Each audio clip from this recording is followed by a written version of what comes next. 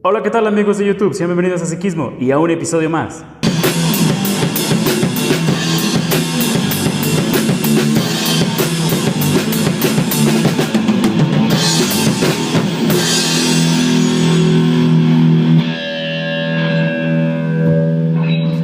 Como ya viste en el título, hoy estaremos hablando del TDA. Si tú crees que lo padeces o conoces a alguien que lo padece, quédate en Psiquismo. Estaremos dando ciertas características y ciertos componentes para entender este trastorno, con la intención de que lo podamos ver desde otro punto de vista. Acompáñame. En la actualidad, ese trastorno es un poco difícil de poderlo diagnosticar, ya que lo podemos confundir con ansiedad. Recordar que estas personas que padecen este trastorno suelen ser un poco inestables emocionalmente y también suelen ser un poco irritables y tienden a la depresión.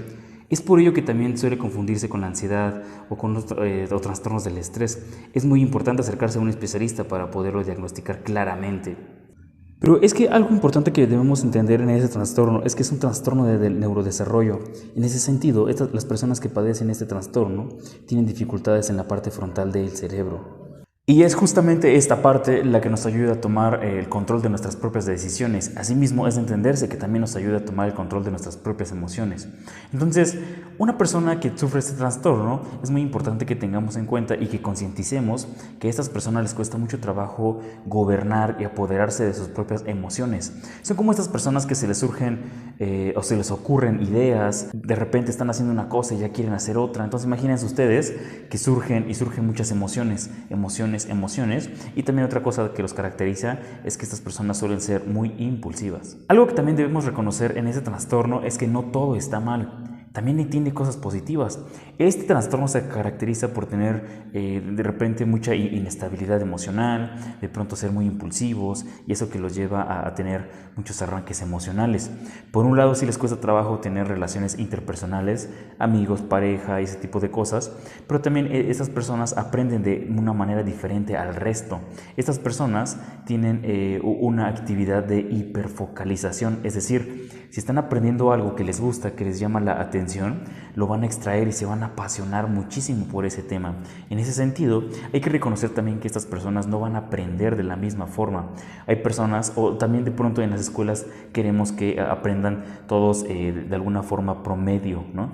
Que todos vayan al mismo ritmo. Pero imagínense ustedes qué complicado y qué difícil es para un niño o para una persona que tenga ese trastorno estar 5 o 6 horas sentado tomando clase o escuchando a un determinado profesor. Es muy complicado para estas personas. En ese sentido, debiéramos entender a estas personas que de pronto suelen ser un poco creativas.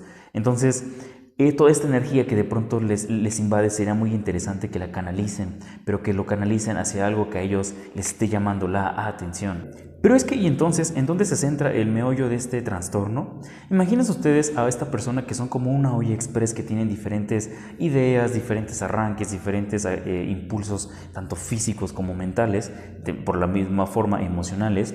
Imagínense ustedes que tienen todo el día este juego de altas y bajas de emociones.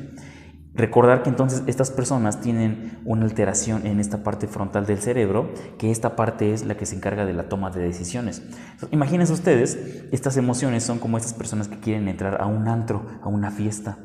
Y esta parte frontal va a ser nuestro cadenero.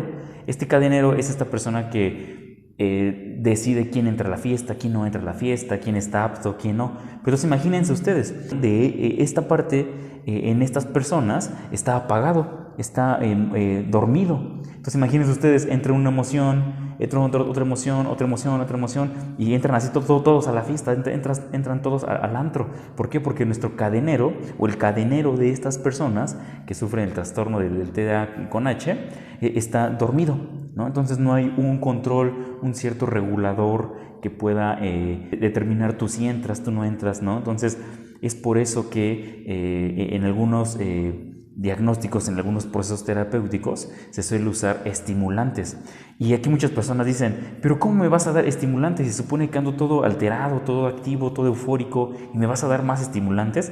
Veamos por qué entonces es muy importante dar estimulantes en un proceso de este tipo de pacientes. Por supuesto que es muy importante ir con un terapeuta para que entonces pueda darnos una cierta regulación en cuanto a la toma de estos estimulantes, pero la función de estos estimulantes principalmente es activar esta parte frontal de nuestro cerebro para que entonces podamos empezar a tomar ciertas decisiones en cuanto a nuestras emociones.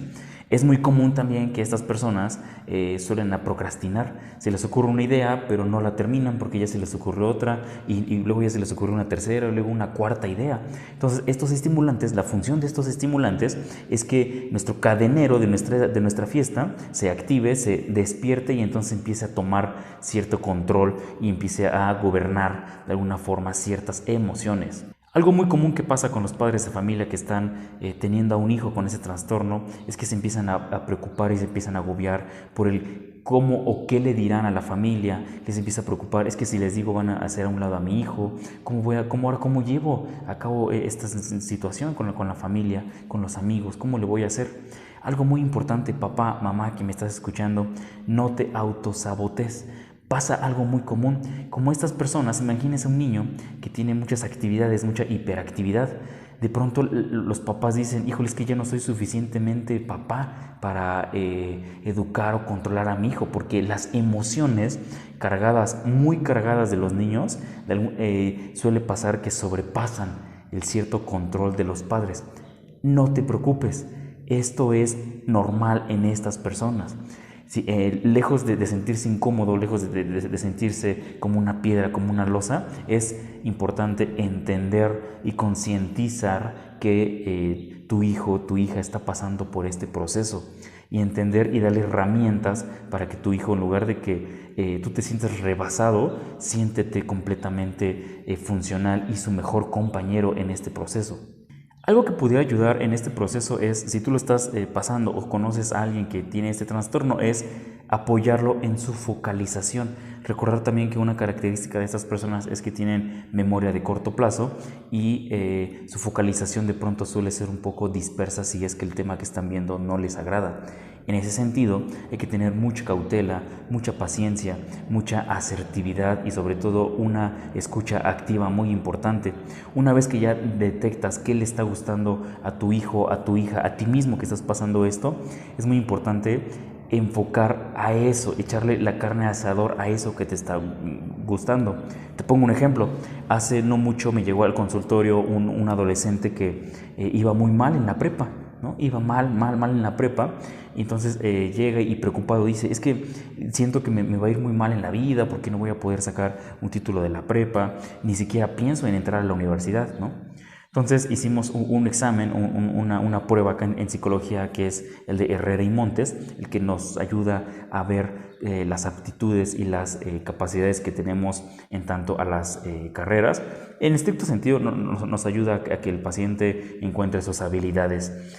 Entonces aplicamos este test, arroja que esta persona era muy buena para matemáticas, era muy buena para esta parte de los números, esta parte de tener agilidad mental en tanto a las matemáticas, ¿no? Por lo que entonces todo su camino y toda su fuerza y toda su hiperfocalización se le recomendó que le enfocara hacia una carrera que se destinara al tema de las matemáticas. Algo muy curioso que pasaba con este paciente es que sus padres de familia, la mayoría venía de, o mejor dicho, él venía de una familia donde él tenía abogados. Su mamá, su papá, sus hermanos eran abogados, ¿no? Entonces imagínense ustedes esta presión de yo también quiero ser abogado, yo también tengo que ser abogado, porque es justamente lo que yo les mencionaba un poco anteriormente con los papás. Tu papá, tu mamá, tienes que estar receptivo, abierto a lo que tu hijo en ese sentido está requiriendo. Entonces fíjense, es esta presión que sentía este paciente. Una vez ya sacado estos resultados, nos encaminamos a que estudiara una carrera enfocada a los números. Actualmente ya ese paciente está por terminar la carrera de ingeniería.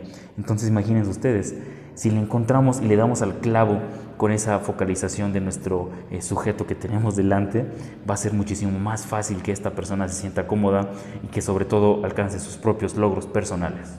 Papá, mamá, que me estás escuchando, no te sientas rebasado y no te sientas menos por no seguirle el ritmo a tu hijo.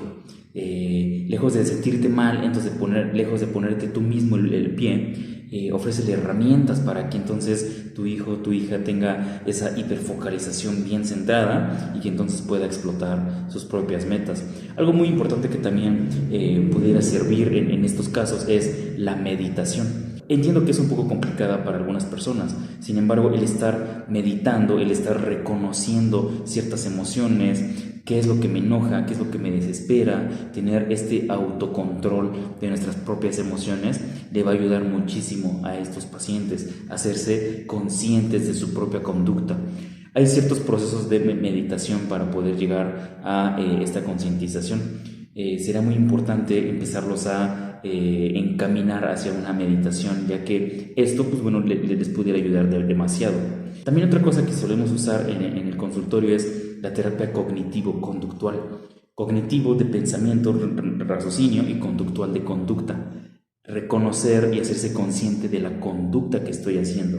Es muy importante que si llega un momento de estos donde tú te empiezas a sentir un poco desesperado con toda esta energía que de pronto quieres sacar y que ya no sabes hacia dónde echarla, es muy importante canalizar toda esta energía hacia cuestiones positivas. Es decir, si de pronto tú llegas a tener un cierto sesgo de estrés, cierto sesgo de enojo, es importante toda esa energía canalizarla hacia un deporte, hacia una actividad nueva. Es muy importante si te gusta o si te gustaría aprender algún instrumento, es toda esta energía cargada que te empieza a invadir, es enviarla hacia algo positivo, aprender o tener esta habilidad a lo mejor de la lectura. Hay gente que me dice, es que yo siempre he querido aprender a cocinar. Pues bueno, adelante, ¿no?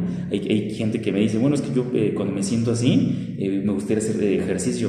Pues bueno, si vives cerca de un parque, salte a caminar, salte a trotar. Canalizar, entiéndase como esto negativo, transformarlo hacia algo más positivo y que por supuesto te deje cosas de mejor para tu día a día. Con estas herramientas se espera que el paciente le encuentre sentido al aburrimiento. Recordar que el aburrimiento en estas personas juega un papel muy importante. Estas personas no se permiten sentirse aburridos. El aburrimiento les empieza a abrumar, empiezan a sentir que la vida se les empieza a ir, le empiezan a sentir que de pronto han vivido muy rápido pero a la vez muy poco, y empiezan a cuestionarse todo este tipo de cosas, y es cuando se dispara un cierto sesgo de estrés, un cierto sesgo de ansiedad.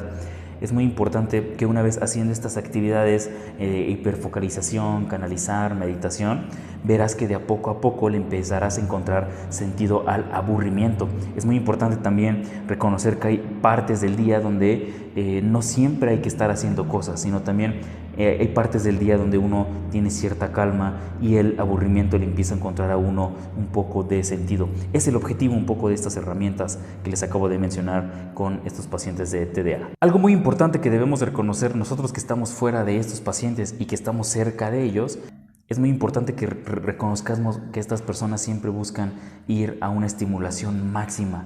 Siempre esta parte de estar estimulados lo llevan al límite, siempre quieren estar estimulados.